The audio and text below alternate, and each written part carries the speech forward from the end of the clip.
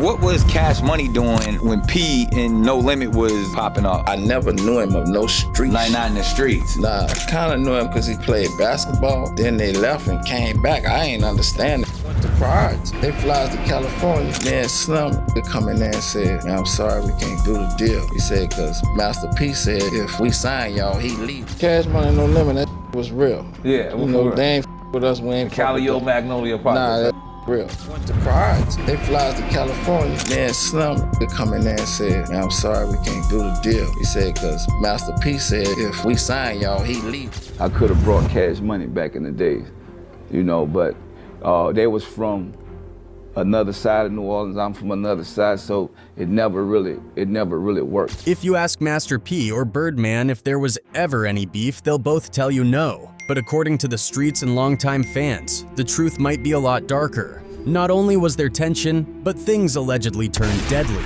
For instance, Master P came from the Calliope projects and Birdman from the Magnolia projects, and those hoods didn't exactly get along. We from two different projects, so right, that's what I'm saying. It just didn't never mix, and right. me and his relationship never mixed. Wow. You know what I mean? Maybe the artists, but we didn't with each other. So. Then throw in Birdman's brother, Terrence "Gangsta" Williams, who has been linked to as many as 40 murders. In the state, you confessed to killing how many people? 40.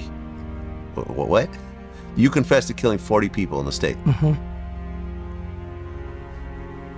Okay. Word even got around that Birdman and Slim may have used their own brother as a hitman. One of the alleged targets was Master P's cousin, who was reportedly killed. That hit supposedly triggered P to put a bounty on Gangsta in return. Master P, it was a rumor that it started from $15,000 to $30,000 to $100,000 hit out on me. So how deep did this beef really run? Let's break it down. So back in the early to mid-90s, both Master P and Birdman were laying the foundations for something massive. Two independent record labels that would not only put New Orleans hip-hop on the map, but completely shift the rap game. Master P kicked things off with No Limit Records in 1991. At first, it wasn't even a label, it was just a little record store in Richmond, California, where he had moved after the tragic death of his brother. But even then, P was thinking big. It wasn't long before he turned that small shop into a fully functioning label and eventually brought it back home to New Orleans. And that's when the real takeover began. By the mid-90s, Master P had turned No Limit into a southern powerhouse. He secured an unheard-of distribution deal with Priority Records, an 85/15 profit split in his favor, which was almost unheard of in the industry at the time. That deal gave P the leverage to flood the market with music like never before. He was dropping projects every couple of weeks, non-stop.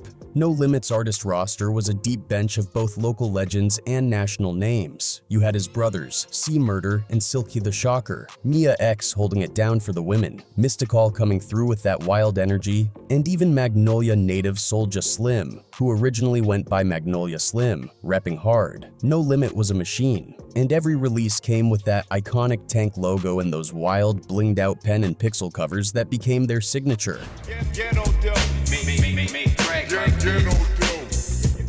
The branding was genius, military themes, No Limit Soldiers chants, and Master P's constant message of ownership and independence. In 1998 alone, the label dropped a jaw-dropping 23 albums. That year, you couldn't walk into a record store or turn on BET without running into a No Limit release. P's own Ghetto D went triple platinum, and by the end of the decade, No Limit had sold over 75 million records. It was a cultural movement, and it opened the doors for Southern rap in a way nobody had seen before. Meanwhile, on the other side of the city, Birdman and his older brother Slim were quietly building their own empire with Cash Money Records. Like No Limit, Cash Money also launched in 1991, but their grind was more localized in the beginning. Throughout the early 90s, they were releasing underground records from artists like UNLV, Pimp Daddy, and a young Lil Wayne, who was still a kid in a duo called the BGs with BG for a long time. Cash Money was strictly a New Orleans thing. Their records were mostly sold in Louisiana, and they hadn't yet broken into the national scene. But while No Limit was storming the charts, Cash Money was reloading and getting ready for a breakout of their own. Then came 1998. That's when Birdman and Slim shocked the industry by locking in a $30 million distribution deal with Universal Records. It was one of the biggest in hip-hop history at the time, and that deal gave birth to the next wave of New Orleans rap stars. The Hot Boys, Juvenile, BG, Turk, and Lil Wayne became the face of Cash Money's rise, alongside the Big Timers, which was Birdman and the genius producer Manny Fresh. Juvenile's 400 Degrees dropped that same year, and it went 4-plex platinum, fueled by the classic anthem, Back That Thang Up. Suddenly, the Magnolia Projects had their own national superstars to rival anything coming out of Calliope.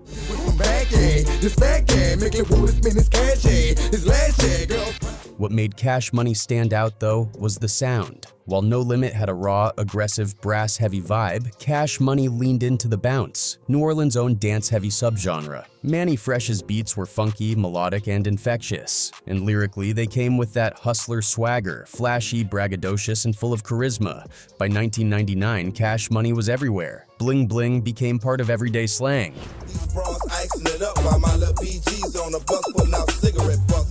For a while in the late 90s, No Limit and Cash Money were basically running the game side by side. You couldn't mention Southern rap or even mainstream hip-hop without bringing up one of those two camps. It was like New Orleans had two kings at the same time, and each one had built his own kingdom from the ground up. By early 1999, things hit a boiling point. That was when people really started picking sides. Debates were full of No Limit or Cash Money arguments. Up until that point, No Limit had been sitting at the top of the hill. They had the quantity, the branding, and the mainstream love. But around 99, Cash Money came swinging hard. To fans, it felt like a real rivalry. But if you looked at it on the surface, you wouldn't find any of the usual signs of a rap beef. Master P and Birdman weren't dropping diss tracks. They weren't dissing each other in interviews, and there were no on-stage or backstage run-ins. Publicly, they played it cool. But behind the scenes, there was tension.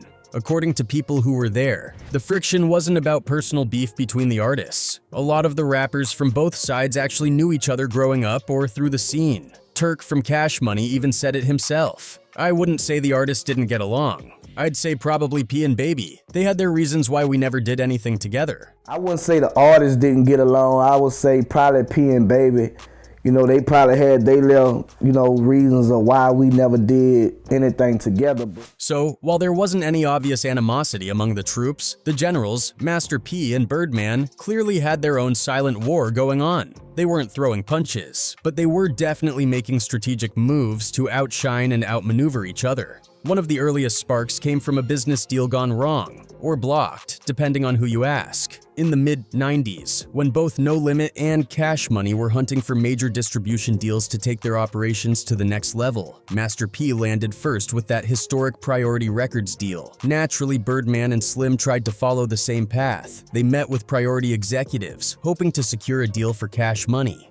But according to Birdman, that meeting got cut short quick. Why? Because Master P stepped in and threatened to walk if Priority even thought about signing his hometown rivals. Birdman would later say, "They said because Master P said, if we sign y'all, he's leaving." And since No Limit was Priority's golden goose at the time, they backed off. Went to Priority. They flies to California. Man, Slim, they come in there and said, "Man, I'm sorry, we can't do the deal." He said, because Master P said, if we sign y'all, he leave. Eventually, Birdman took Cash Money elsewhere, landing that monster $30 million deal with Universal. But it's safe to say he never forgot how that first attempt played out. To many fans, that whole situation explains a lot of the quiet tension between the two camps. It felt like Master P was actively protecting his territory, making sure Cash Money couldn't eat off the same plate. And that wasn't the only time P seemed to move in response to Cash Money's momentum. In 2000, Master P dropped a straight-to-video action movie called Hot Boys. Now, the movie had nothing to do with Birdman's group, the Hot Boys. But to fans, the name wasn't random. The Hot Boys were peaking at that point, and that title felt like a slick play on their fame. Was it a diss? Not directly, but it was enough to raise eyebrows. A lot of people took it as a low-key jab, or at the very least, a smart and slightly petty attempt to ride the wave Cash Money had created. Then there was the launch of the 504 Boys, another Master P move that didn't go unnoticed. The group name referenced New Orleans area code 504 and felt a lot like No Limit's answer to the Hot Boys. Again, it wasn't an outright shot, but the timing and branding felt very deliberate. Another layer to the quiet war between Master P and Birdman was the rumor that, behind closed doors, P was trying to poach some of Cash Money's most promising talent. Turk later came out and said that back in the late 90s, there were whispers that Master P tried to sign both him and a young Lil Wayne to No Limit. You had mentioned that there was that Wayne was considering signing to No Limit. Yeah, we both consider signing a No Limit. Now, P has never confirmed that move, but the rumor itself speaks volumes. If there's even a hint of truth to it, it paints a picture of just how competitive things were between the two labels. It would have been a power move. Imagine the face of Cash Money jumping ship to the rival camp. From Birdman's side, things got even more personal years later. In 2015, when Lil Wayne was locked in a public and messy battle with Cash Money over money and album delays, Master P swooped in and dropped a collaboration with Wayne called Power.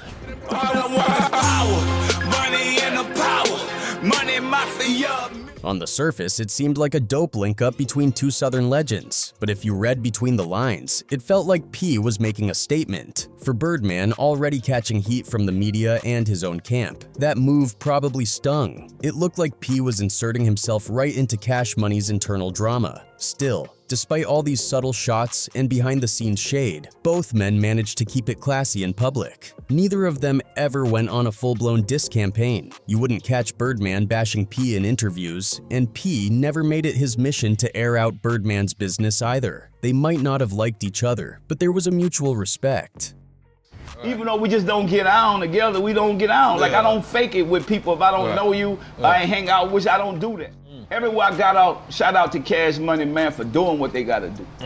I respect that they come from my hood. I wanna see them win, I wanna see them eat. But while the bosses kept things somewhat professional, the streets told a different story. The real tension went way deeper, right down to the neighborhoods these two camps came from. Master P came up out of the Calliope projects while Birdman and the Cash Money family were rooted in the Magnolia projects. And if you know anything about New Orleans, you know these were war zones at times, with decades of beef and street history between them. By the late 90s, as both No Limit and Cash Money were blowing up, the animosity between Calliope and Magnolia was also heating up. According to people who lived through it, that tension spilled out of the streets and into the hip-hop world. One fan who lived in NOLA at the time put it plainly: there was beef between Magnolia and Calliope. A lot of bodies were dropped, and sadly, that wasn't just talk. The violence was real. People affiliated with both sides, either directly or indirectly, lost their lives. One name that always comes up when you talk about the street side of Cash Money is Terrence "Gangsta" Williams, Birdman's half-brother.